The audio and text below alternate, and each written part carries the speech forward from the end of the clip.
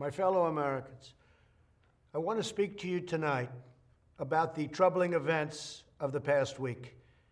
As I have said, the incursion of the U.S. Capitol struck at the very heart of our republic. It angered and appalled millions of Americans across the political spectrum. I want to be very clear. I unequivocally condemn the violence that we saw last week. Violence and vandalism have absolutely no place in our country and no place in our movement. Making America great again has always been about defending the rule of law, supporting the men and women of law enforcement, and upholding our nation's most sacred traditions and values. Mob violence goes against everything I believe in and everything our movement stands for. No true supporter of mine could ever endorse political violence. No true supporter of mine could ever disrespect law enforcement or our great American flag.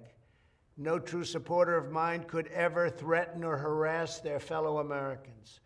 If you do any of these things, you are not supporting our movement, you are attacking it, and you are attacking our country. We cannot tolerate it. Tragically, over the course of the past year, made so difficult because of COVID-19, we have seen political violence spiral out of control. We have seen too many riots, too many mobs, too many acts of intimidation and destruction. It must stop. Whether you are on the right or on the left, a Democrat or a Republican, there is never a justification for violence. No excuses, no exceptions. America is a nation of laws.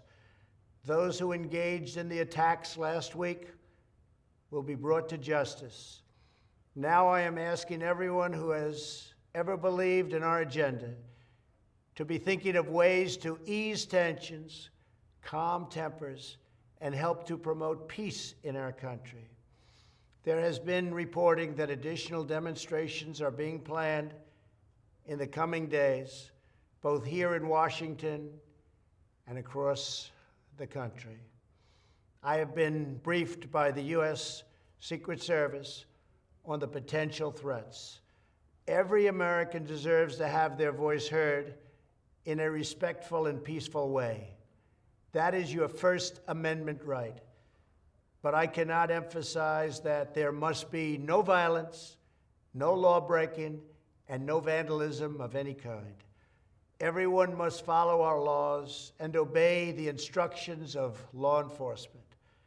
I have directed federal agencies to use all necessary resources to maintain order. In Washington, D.C., we are bringing in thousands of National Guard members to secure the city and ensure that a transition can occur safely and without incident. Like all of you, I was shocked and deeply saddened by the calamity at the Capitol last week. I want to thank the hundreds of millions of incredible American citizens who have responded to this moment with calm, moderation, and grace. We will get through this challenge just like we always do. I also want to say a few words about the unprecedented assault on free speech we have seen in recent days. These are tense and difficult times. The efforts to censor, cancel, and blacklist our fellow citizens are wrong, and they are dangerous. What is needed now is for us to listen to one another, not to silence one another.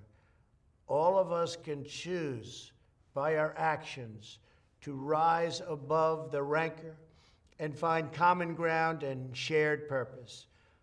We must focus on advancing the interests of the whole nation, delivering the miracle vaccines, defeating the pandemic, rebuilding the economy, protecting our national security, and upholding the rule of law. Today, I am calling on all Americans to overcome the passions of the moment and join together as one American people.